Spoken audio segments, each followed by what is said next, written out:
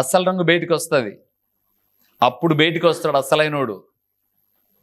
అప్పుడు ఇంకా మీరు చేతులన్నీ కాలిపోయిన తర్వాత ఏ మెత్తనాకు పట్టుకున్నా కూడా చేళ్లలో గాయాలు తప్పితే ఏమీ ఉండదు. అదృష్టవంతులు అంటే పోరాట పటిమ కలిగిన వారు. అదృష్టవంతులు అంటే గురి కలిగిన వారై ఉండాలి. వారిని అదృష్టవంతులు. 4 ఇండ్లు ఉన్న వాళ్ళంతా అదృష్టవంతులు కాదు. మీకు చెప్పమంటారా? సందర్భం వచ్చింది కాబట్టి. ఇదే పులివెందుల పట్టణంలో ఒక రాజకీయ నాయకుడు ఉన్నాడు. పేరు చెప్పను నేను సందర్భానుసారంగా. 2 కొడుకులు, దగ్గర 200-300 కోట్ల ఆస్తి. 2 కొడుకులు. ఒక కొడుకు డాక్టర్ అయ్యాడు, ఆర్థోపెడిక్ సర్జన్ అయ్యాడు, ఎముకల డాక్టర్ అయ్యాడు. ఒక కొడుకు నిత్యము త్రాగుడుబోతయ్యాడు. ఈరోజు 200 కోట్లు ఉండొచ్చు, కొంతకాలానికల్లా ఉన్నవన్నీ కూడా ఏమైపోతాయి? ఆవిరైపోతాయి. ఒక గురి. బిడ్డలారా, నేను ఒక తండ్రిగా జ్ఞాపకం చేస్తున్నాను. ఒకవేళ మీరు ఏదో 5,000 10,000 ఫీజు కట్టుకోలేక ఆగిపోయే పరిస్థితి వచ్చిందా? మీ ఆత్మీయ తండ్రిగా సేవకుడు ఉన్నారని గుర్తుపెట్టుకోమండి. ఎప్పుడైనా గుర్తుపెట్టుకోండి. అన్న, ఒక 5,000 కట్టుకోలేక పిల్లల పరీక్ష ఆగిపోతుంది, ఒక 10,000 అంటే నా స్థాయిని వరకు నేను ఎవరిని అడుగుతానో మిమ్మల్ని మాత్రం మళ్ళీ ఇమ్మని కూడా అడగను. మిమ్మల్ని మాత్రం ఇమ్మని అడగను. అంత ఉన్నవానేం కాదు నేను. నా దగ్గర మీరిచ్చిందే దాన్ని నేను పొదుపుగా చేసి తగిన సమయంలో వెచ్చించగలను. ఒక గురి కరిగి మీరు ముందుకు వెళ్తుంటే. కానీ గురిలే. ఇంటర్మీడియట్ అయ్యేసరికి పెళ్లి చేస్తే రేపు సంవత్సరానికి ఒక అమ్మాయిని ఎత్తుకొని వచ్చింటుంది. దానికి ముద్దుడుచుకునేది రాదు, ఎత్తుకునే దానికి ముద్దుడుచుకునేది రాదు. దానికి రాదు, పసిబిడ్డ కాబట్టి. ఇంతైనా దీనికి ఈమెకు రాదు ఎత్తుకుండే ముద్దుడుచుకునేది. ఎందుకండి గురిలేని జీవితాలు?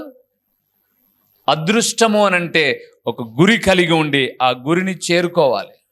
అప్పులున్నాయా? ఈ అప్పులు తీరిపోయేంత వరకు మళ్ళా ఎచ్చుల అప్పులు చేయనని చెప్పేసి గుర్తుపెట్టుకో. ఏ అప్పులు? ఎచ్చులప్పులు అన్నాను, ఉత్తప్పులు అనలే, ఎచ్చులప్పులు. వీడికి పాసిపోతుంటాయి. గ్రాండ్ డిన్నర్ ఇద్దాం అనుకున్నాను నేను అందరికీ. డిన్నర్ ఇకపోతే నేను తీసుకుపోయి సబ్జెక్ట్లో పెడతారయ్యా, సబ్జెక్ట్లో తీసుకుపోయి పెడతారు నేను డిన్నర్ ఇకపోతే. పండగ అంటే అప్పు చేసేనా చేయాలంట. ఎవడన్నారు అలాగని? ఎవడన్నాడు అలాగా? బైబిల్ను నమ్మి వాక్యమును నమ్మిన వాడు ప్రతి ఆదివారము పండుగే. ఒక్కరోజు ఏంటి పండుగ? ప్రతిరోజు పండుగ. దేవుని నమ్మిన వానికి నెలకు సంవత్సరానికి ఒక్కరోజు వచ్చేది కాదు పండుగ. నీ ఎచ్చుల కోసం నువ్వు మళ్ళీ కొత్త అప్పులు చేస్తాను. మా ఇంట్లో వాళ్ళది పలాని ఫంక్షన్ అని చెప్పేసి అంటే మేము గ్రాండ్గా కనపరావాలని ఈమె కొత్త చీర ఆమె కొన్నాడంట, ఈయనకు కొత్త డ్రెస్ కొన్నాడంట. 10 మందిలో గొప్పగా కనపరావాలని చెప్పేసి ఈయనకి ఇంట్లో కరెక్ట్గా బాత్రూంలో రబ్బర్ చెమ్ము ఉండదు, బిందె తీసుకొని పోతున్నాడంట సదింపులకు. ఎందుకురా నీకు అయింది? ఎందుకు అవసరమా? నేను జ్ఞాపకం చేస్తున్నాను ప్రియులారా, గురి ఉండాలి. మందిరానికి అప్పు అయినప్పుడు పరిస్థితులలో చిన్నది 1/2 కేజీ చికెన్ తెచ్చుకోవడానికి కూడా మేము ఆలోచించామండి. అంటే పీసింతనం అంటారా? కాదు. మన దగ్గర ఉన్నప్పుడు తిందాం, ప్రభు ఇస్తాడు. ఏదో గిల్లు పిలిచి మనకు భోజనం పెడుతున్నారు, మనం సేవకులుగా వెళ్ళామని మంచి భోజనమే పెడుతున్నారు. దాంతో సర్దుకుందాం ఈ వారానికి. ఈ 50 రూపాయలు తీరిపోయినా ఒకడు మన దగ్గరకు వచ్చి అడగకూడదు, మన దగ్గరికి రాకూడదు. పైపెచ్చోడని అప్పు చేస్తాడు. ఎందుకు చేసింటాడు? జులాగే చేసింటాడు. అంటే వీడు మటకాకో జూదానికో చేసింటాడు. చేసింటప్పుడు తల్లి తండ్రి ఎవరైనా అడుగుతారు, రే నేను వచ్చి మాట్లాడతాపారా? ఏమయ్యా నువ్వేమన్నా మా ఇంటికి వ్యాధి బాగలేకుంటే ఇచ్చిందావా? ఇదిగో ఇలాగైతే పోలీస్ స్టేషన్కి వెళ్తాం కాబట్టి ఇదిగో మేమేదో మా వాని మర్యాద కాపాడడం కొరకు నీకు 50,000 ఇవ్వాలి కదా, 10,000 ఇస్తున్నాం. జూదం డబ్బులు కదా, 10,000 ఇస్తున్నాం. ఇంతతో సర్దుకుంటే సరే, లేకపోతే మేము పోయి పోలీస్ స్టేషన్లో కూర్చుంటాం భార్యాభర్త అంటే. వీడు అంటాడు, వద్దొద్దు డబ్బులు నా చేతికి, నేను పోయి ఇచ్చావానికి 50,000 వంకోరావని కాడ నిత్యము వాళ్ళ దగ్గర వంకోండి. ఇంకా నీ బతుకు మారదా అంటే మా పెద్దవాళ్ళ చేతుల్లోనికి రామనం. ఎందుకు అనంటే ప్రిస్టేజ్ ఇష్యూస్ అంట. ఏమి ఇష్యూస్? ప్రిస్టేజ్ ఇష్యూస్ అంట. నీ బతుకు ప్రిస్టేజ్ కుక్కర్ లేదు ఇంట్లో, నిక్కర్ వేసుకొని తిరుగుతున్నావు ఇప్పటికే దరిద్రుడి మాదిరి. మళ్ళీ నీకు ఇంత అవసరమా? చెప్పండి, ఏముండాలి అదృష్టవంతులకు? చెప్పండి. రాబోయే కాలం అంతా ఇట్లే ఉంటాయి మెసేజ్లు. ఎవరిని ఏమన్నా ఏం భయపడమాకండి. మూడో విషయానికి వెళ్దాం. సంఖ్యాకాండం 32వ అధ్యాయము మొదటి వచనం. రూబేనీయులకును. ఎవరి గురించి మాట్లాడుతున్నాం మనం? ముందు అది పెట్టుకోవాలి. ఎవరి గురించి? గాదీయులు. గాదీయులు అనగా అదృష్టవంతుల గురించి మాట్లాడుతున్నాం. ఇప్పుడు చెప్పండి, అదృష్టవంతులు మొదటిది ఏం చేస్తారు? కష్టాలు వచ్చినా సరే యుద్ధ ప్రవీణులుగా ముందుకు వెళ్ళిపోతారు, కానీ తమ్మును తాము చంపుకోరు. రెండవది వాళ్ళకి ఏముంటుంది? అమ్మ మీ అమ్మ వాళ్ళు పిల్లలు, మీ అమ్మ వాళ్ళు నా బిడ్డ పుట్టినాక మాకు కలిసి వచ్చింది, అదృష్టవంతులు మా పిల్లలు అనుకుంటూ ఉన్నారు. మీ అదృష్టం అలాగే నిలిచి ఉండాలంటే ఒక గురి పెట్టుకొని మీరు సాధించండి. ఓకేనా? మూడవది 32 మొదటి వచ్చిన చదువుతున్నాం. రూబేయులును గాదీయులకును అతి విస్తారమైన మందలుండెను గనుక యాజేరు ప్రదేశమును గిలాదు ప్రదేశమును మందలకు తగిన స్థలమని తెలుసుకొనిరి. ఆమేన్. మూడవదండి, అదృష్టవంతులు ఎవరు అనంటే మందలకు తగిన స్థలాన్ని కోరుకునేవారు. మన భాషలోనికి వస్తాను.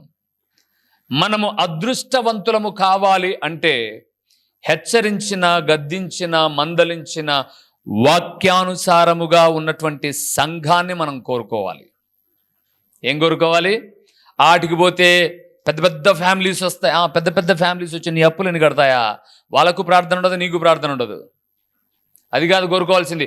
మాది ఎంత పెద్ద మందిరం అంటే, పెద్ద మందిరం అయితే మందిరం పెద్ద కాదు, కావాల్సింది దేవుని వాక్యము సమృద్ధిగా ఉందా లేదా అనేది కావాలి. అంటే ఎవరు అదృష్టవంతులంటే వాక్యము సమృద్ధి ఉన్న చోట నేర్చుకునేవారు అదృష్టవంతులు. వాక్యం సమృద్ధిగా ఉండాలి. ఏ కోణంలో మీరు మాట్లాడమంటే ఆ కోణంలో మాట్లాడడానికి దేవుని ఆత్మ నన్ను ప్రేరేపిస్తాడు. అన్న ఇలాంటి సందేశం, ఎందుకంటే మీ గురించి నాకు తెలుసు కాబట్టి. వాక్యము సమృద్ధిగా. గాదీయులు ఏం చేశారంటే, ఇక్కడికి వస్తాను, వివరణలోనికి వస్తాను. గాదీయులు, రూబేనీయులు, మనష్షే అర్ధగోత్రపు వాళ్ళు వీళ్ళందరూ కూడా పాలు తేనెలు ప్రవహించే కానాను దేశానికి వెళ్తున్నారు. ఇజ్రాయెల్ 12 గోత్రాలు వెళ్తున్నారు. ఇప్పుడు యోర్దాను నది దగ్గరికి వచ్చేసరికి గాదీయులు, రూబేనీయులు, మనష్షే అర్ధగోత్రపు వాళ్ళు మోషే దగ్గరికి వచ్చారు. మోషే గారండి, మా పశువులకు సమృద్ధి అయిన మేత ఇక్కడ ఉంది కాబట్టి మేము ఇక్కడే ఉంటామండి, మేము ఇక్కడే ఉంటాం అని అడిగారు. మోషే అన్నాడే, మీకేమైనా మెంటలా? ఇంకా ముందు చాలామంది రాజులను గెలవడానికి మనకు సైన్యం అవసరం. ఇలాగ మనం అందరం కలిసి పాలు తేనెలు ప్రవహించే దేశానికి వెళ్ళాలి కదా. 3 గోత్రాలు మీరు ఇక్కడే ఆగిపోతే 9 గోత్రాల వాళ్ళు యుద్ధాలు చేసుకుంటూ ఎలాగ ముందుకెళ్తారు అని అంటే, అయ్యా అపార్థం చేసుకోవాకు మోషే గారు, మేము వస్తాం, పాలు తేనెలు ప్రవహించే కానాను దేశం వరకు వస్తాం, ఎదురుగా వచ్చే వాళ్ళందరితో యుద్ధం చేస్తాం, అందరిని చేసి ఈ జనాంగం అంతటినీ పాలు తేనెలు ప్రవహించే కానాను దేశంలో ప్రవేశపెడతాం. అక్కడి నుంచి మరలా మేము వచ్చి ఈ గిలాదు ప్రాంతంలోనే మా మందలను మేపుకుంటూ మేము ఇక్కడే ఉంటాం. ఇక్కడ మా మందలకు కావలసిన సమృద్ధి అయిన మేత ఉంది అన్నారు. అప్పుడు మోషే అన్నాడు, అలాగైతే ఓకే, మాతో పాటు రండి. మీరు వచ్చారు వాళ్ళతో పాటు. మోషే వెళ్ళిపోయాడు, యెహోషువ వచ్చాడు, యుద్ధాలు చేసుకుంటూ వచ్చారు, అరణ్యాలన్నీ దాటుకుంటూ వచ్చారు, పాలు తేనెలు ప్రవహించే కానాను దేశం వరకు వచ్చారు. అక్కడికి వచ్చి వాళ్ళందరినీ వదిలిపెట్టారు. అన్నలారా, మీరు ఇక్కడున్నా మేము అక్కడున్నా మనం అందరం ఒక తండ్రి బిడ్డలమే.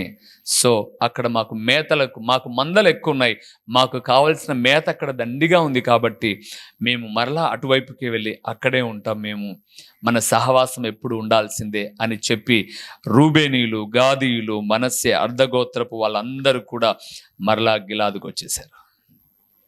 ఈరోజు ప్రభునందు ప్రియులారా, ఎక్కడికి వెళ్ళినా, ప్రపంచంలో మీరు ఎక్కడికి వెళ్ళినా ఆదివారపు దినాన మీరు ఎక్కడ ఉండాలి?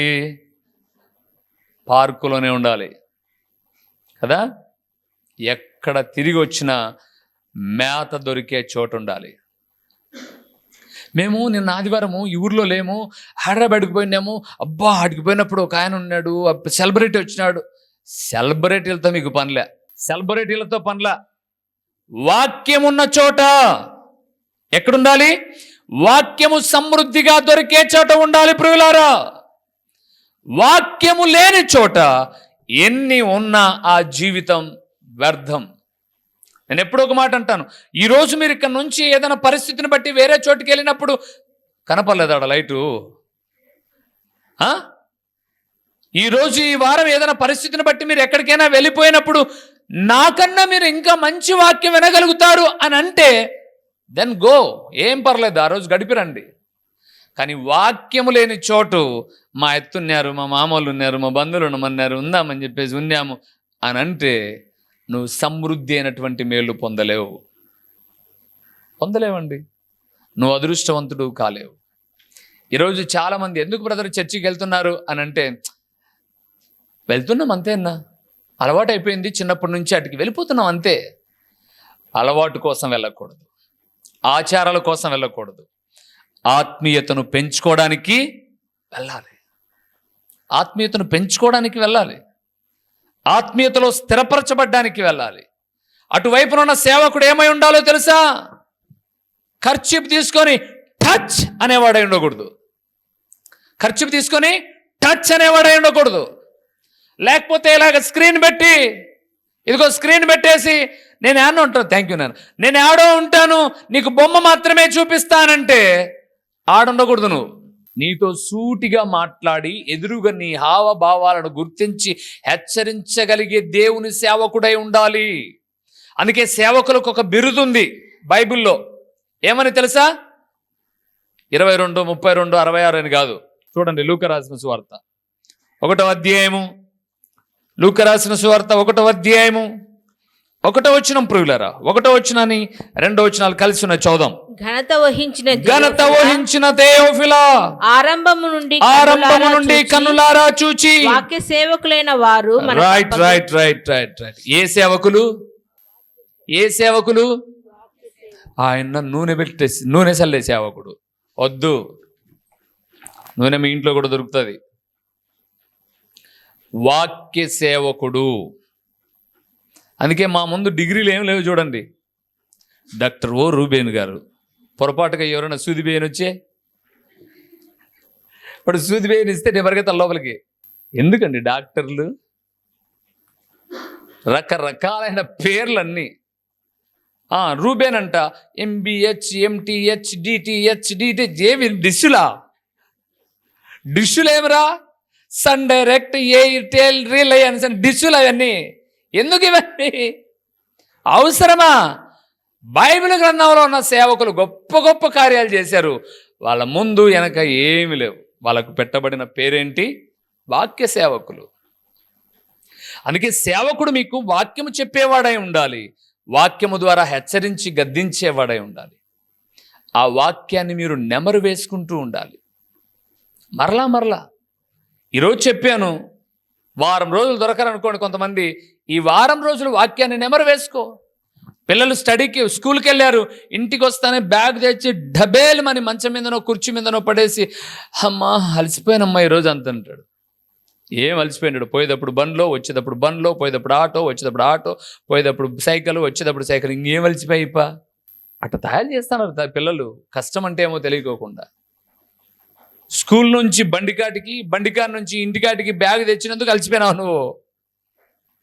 అలసిపోతే అప్పుడు అమ్మ కూడా ఏం చేస్తుందంటే, సరే నాయనా ఒక అర్ధగంట సేపు ఆ పోగోనో లేకపోతే ఏమిడోలు చెప్పే చదువు చూసావు, కానీ అదేదో ఒకటి చూసుకునేవు. టీ తాగి కాఫీ తాగి అర్ధగంట అయిపోయిన మరుక్షణం అబో టర్న్ అని చెప్పి ఏం చెప్తారు? లే ట్యూషన్కి బా. ట్యూషన్కు పోకపోతే హోంవర్కులు రాయి. లేదమ్మా ఈరోజు అంతా టీవీ చూసుకుంటాను. ఒప్పుకుంటారా మీరు? ఎంత శ్రద్ధ మీకు పిల్లల మీద.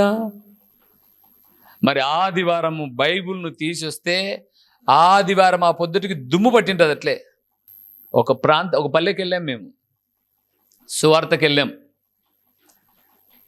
ఒక ప్రాంతంలో సువార్త నిమిత్తమై వెళ్తే దరిద్రం దౌర్భాగ్యం ఎట్లా చూడు. ప్రార్థనకి వెళ్ళేసి ఇంట్లో ప్రార్థన చేసుకుందామని అన్నాను. ప్రార్థన చేసుకుందామని అంటే వాళ్ళ ఇంట్లో ముసిలాయన ఉండబట్టలేక ఒక 2 మాటలు చెప్పి ప్రార్థన చేయండి అయ్యా అన్నాడు. 2 మాటలు చెప్పి ప్రార్థన చేస్తే బాగుంటుంది అని చెప్పేసి బైబిల్ తీసి, అమ్మ బైబిల్ తీసుకోమ్మా అన్న. ఈమెకు మూత లేదని పొంతకొండ మీద బైబిల్ పెట్టింది. మూత లేదంట, ఏడో పగిలిపోయిందంట మూగట్లప్పుడు. మూగట్లేదని చెప్పేసి పొంతకొండ మీద బైబిల్గా పెట్టిందిట. ఏది మా అనంటే ఈమె మర్చిపోయింది పొంతకొండ మీద పెట్టినా అని. అదే కనపాలే పాస్టయ్య బైబిల్ కనపరాలే అని గూళ్ళన్నీ తరమలాడుతుంది. ఈ లోపల మనవరాలు వచ్చింది, నీకు గుడ్డ వచ్చింది ఆ కొండ మీద కప్పినాను అని అంటే, వద్దులేమ్మా ప్రార్థన చేసిపోతా అన్నాను. అంటే పొంతకొండ మీద ఉన్న ఎంత నీళ్లు కాగుతాయి అని చెప్పి ఏం కప్పెట్టారు? బైబిల్ కప్పెట్టారు. ఇంకో ప్రాంతానికి వెళ్ళి, అమ్మ బైబిల్ తీసుకురండి పిల్లలు ప్రార్థన చేద్దామని చెప్పేసి అంటే వీడు అంటున్నాడు, అక్క నా బైబిల్ ఏదికా అంటే వీడు రోజు ఏం చేయాలా? బైబిల్ నీట్గా శుభ్రపరచుకోవాలి. ఒక వ్యక్తి యొక్క గొప్పతనం అతను తీసుకున్న బైబిల్లో వేసుకున్న జిబ్బులో కనపరాదు, తెరచి చదువుటను బట్టి నలిగిన పేపర్లలో కనపడుతుంది. మీ బైబిల్ చూడండి ఎట్లుంటాయి? ఇస్త్రీ చేసిన పెట్టె కింద పెట్టి ఇస్త్రీ పేపర్లు తలలాడుతుంటాయి. ఎందుకంటే ఈరోజు ఓపెన్ చేశారంటే మళ్ళా ఓపెన్ మీరు అట్ ద సేమ్ టైం మీ పుస్తకాలు సంవత్సరం అయ్యేసరికి ఎలాగుంటాయి? నలిగిపోతాయి. ఎందుకు? అనేక పర్యాయములు చదివారు మీరు. బైబిల్ ఏళ్ళు గడుస్తున్న నలగల. ఎందుకు? బైబిల్ను చదవాలా. మేము వాక్యమేమో చెప్తున్నాం అరిచరిచి. ఒక ఆయన అంటాడు, అన్న నువ్వు అరిస్తే మా ఇంట్లో బాక్సుల కనెక్షన్ ఇచ్చుకున్నాడంట. డిటిఎస్ హోమ్ థియేటర్లో బాక్సుల కనెక్షన్ ఇచ్చుకున్నాడంట. ఈయన సౌండ్ పెడితే కన్నా పక్కింటోళ్ళు కూడా కొట్టాడుకుంటున్నారేమని చెప్పేసి, అన్నా ఏమైంది అని అంటారు. ఏం లేదులేమ్మా వాక్యం వింటున్నావు అంటారంట. అంటే నేను అరుస్తూ ఉంటే గుండెలు అవిసేలాగా దేవుని వాక్యం మీకు ఫలించాలని అరుస్తూ ఉంటే కుర్చీలో కూర్చొని ఫ్యాన్ వేసుకొని నిద్రపోతారు. ఒక పాస్టర్ గారిని ఒక ఆమె పోయి అడుగుతుంది, పాస్టయ్య నాకు చర్చిలో కూర్చుంటానే నిద్ర వచ్చేది పాస్టయ్య అంటే, నన్ను అడిగితే వేరే ఊర్లో నన్ను అడిగితే నేనేం చేద్దామ్మా? మీ పాస్టర్ గారిని అడగాలి, అది ఆ బలహీనత ఏదో నాకు తెలియదు, ఆయనే కదా ప్రతివారం. అంటే అడిగాను పాస్టయ్య. అడిగావమ్మా? ఏం చెప్పినాడు ఆయన అని అంటే, నువ్వు వస్తున్న మందిరము ఏంటనుకున్నావు? యేసయ్య ఒడిలోకి బిడ్డ వచ్చినట్టు నిద్రరాకేమొస్తుందమ్మా అన్నాడంట. మరి ఈయన వాక్యం ఎవరికి చెప్తాడు? ఇంకా నిద్రపోయే వాళ్ళందరినీ లేసి కానుకేయండి అని చెప్పి లేపుకోవాలనా? ఎంత దరిద్రం అండి! ఇట్లా చెప్తారా? సైతాను పూనింది నీకు, లేచి నిలబడే వాక్యమే అనాలా. ఆయన అన్నాడంట, నువ్వు యేసయ్య ఒడిలోకి వస్తున్నావు మా మందిరంలోకి అంటే, ఒడిలో తల్లికి బిడ్డంటే నిద్రే కదూ, అట్ట నిద్రపోమ్మా. వాక్య సేవకులు కరువు అయిపోతున్నారు. అదృష్టవంతులు ఎవరు? యుద్ధ ప్రవీణులు, గురి కలిగిన వారు, వాక్యము కలిగిన స్థలములో స్థిరపడేవారు. 4వ విషయాన్ని చూద్దామా? విడిచిపెట్టని పొద్దు, అన్నీ అయిపోవాల్సిందే. యెహోషువ గ్రంథం 22వ అధ్యాయము. అదేం చెప్పలేదా ఇంకా? సరే, 22వ అధ్యాయము 23, 24 చదువుదామా ప్రియులారా? 23, 24 వచనాన్ని మనం యెహోవాను అనుసరింపక తొలగిపోయి దహన బలినైనను నైవేద్యమునైనను దాని మీద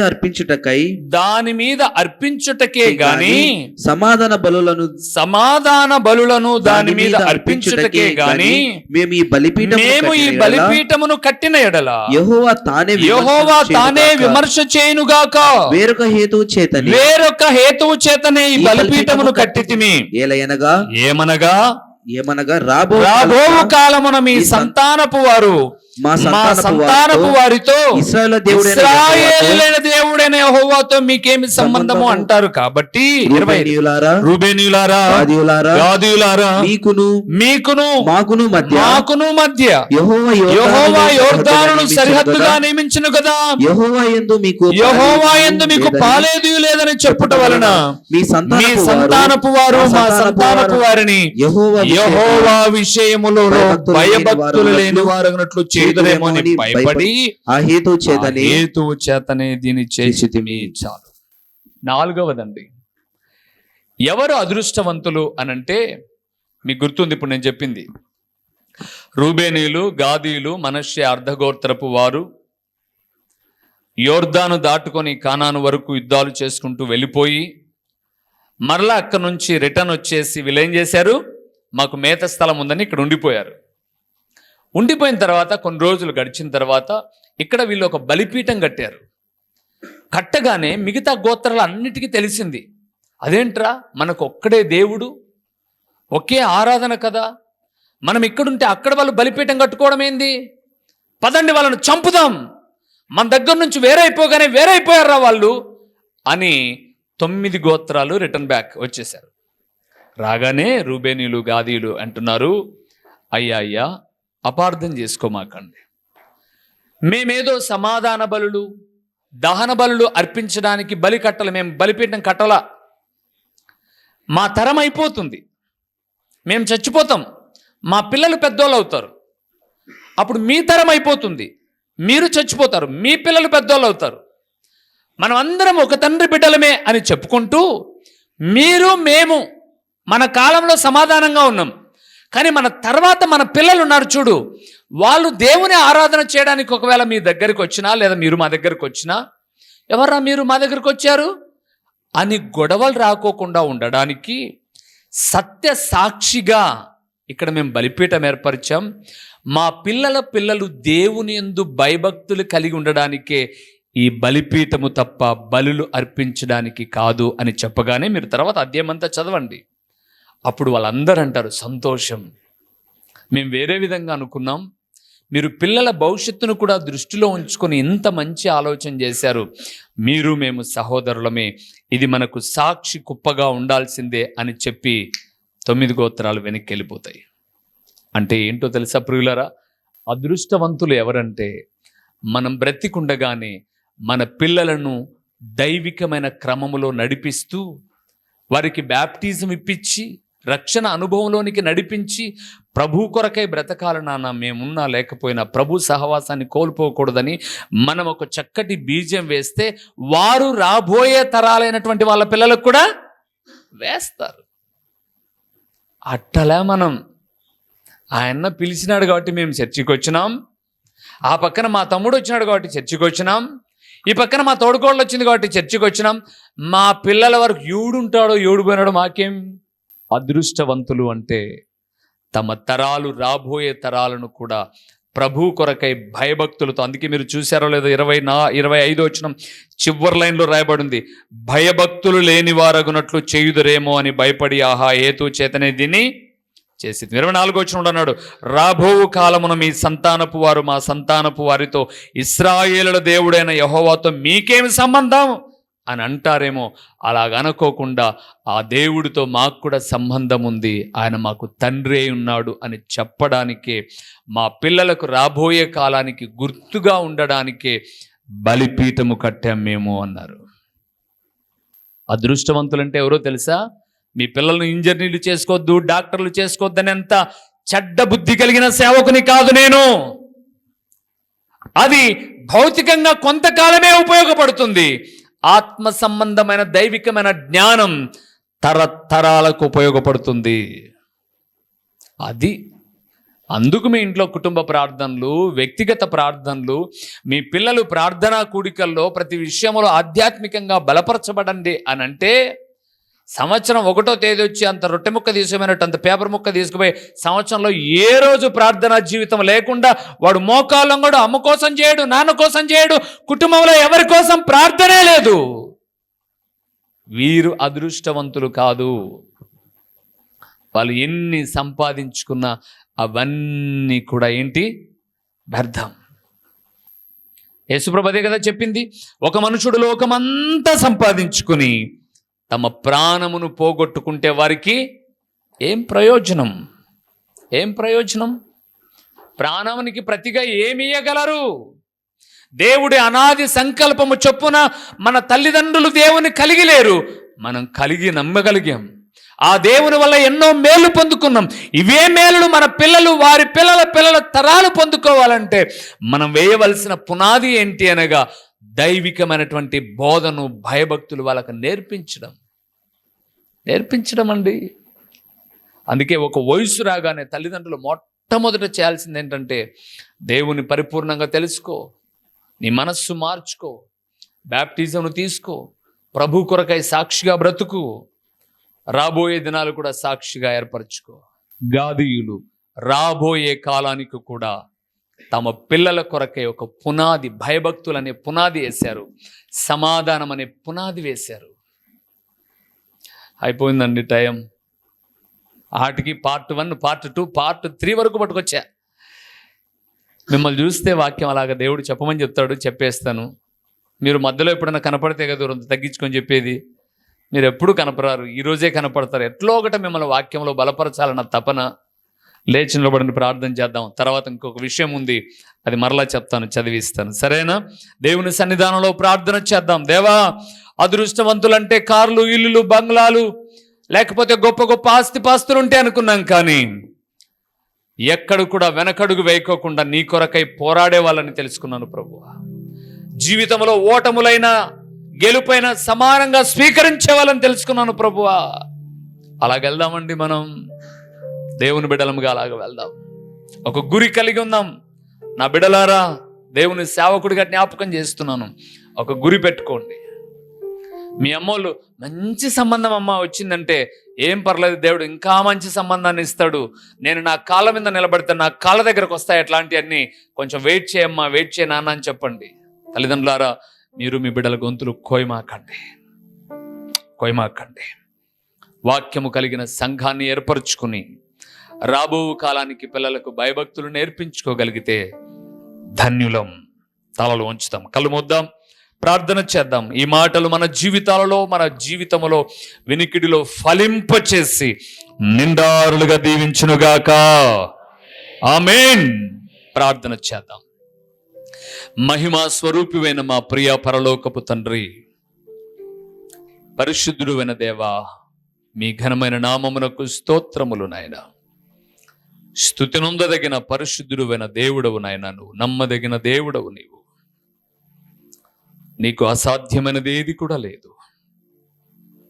గాదు పుట్టినప్పుడు లేయా అంటుంది, అదృష్టము మా ఇంటికి వచ్చింది అని. ఈరోజు మా జీవితాలలో అదృష్టం అంటే ఆస్తులు కలిగి ఉండడమే అనుకుంటున్నాం, కానీ ఆత్మీయత కలిగి ఉండడం అని తెలుసుకోలేనటువంటి వెనకపడిన స్వభావాలు చాలా మంది ఉన్నాయి నాయన. దయతో ఈ మాటలు మా హృదయంలో పదిలపరచుకొని, ఇది నిజమైన అదృష్టం, ఈ అదృష్టం తరతరాలకు నిలిచి ఉంటుంది, వారు భూమి మీద ధన్యులగుతారు అని చెప్పుకునే రీతిగా మేము నిలిచుండడానికి సహాయం చేయండి తండ్రి. ప్రకటించబడిన పరలోకపు సంగతులు వ్యర్థముగా పోకుండా సారవంతమైన నేలను పడిన విత్తనము వలె 30దంతలుగా, 60దంతలుగా, 100అంతలుగా ఫలింపచేసి మీ ఘననామమునకు మహిమ, ఘనత, ప్రభావములు మీరు కలుగు చేసుకునమని ఎంతైనా నమ్మదగిన దేవుడవైన మీకు స్తుతులు చెల్లిస్తూ మా ప్రియులందరినీ కూడా ఇట్టి అదృష్టమైన మార్గములో నడిపించి మహిమ పొందుమని యేసు నామములో అడిగి పొందియున్నాము తండ్రి. గట్టిగా చెప్తామా? ఆమేన్. ఆమేన్. మా చిరునామా దైవజనులు బ్రదర్ ఓ రూబేన్ గారు, క్రీస్తు ప్రార్థనా మందిరం, డోర్ నెంబర్ 1-10-386, నగరిగుట్ట, పులివెందుల, కడప జిల్లా. మీ ప్రార్థనా అవసరాల కొరకై సెల్ నంబర్ 9989067409.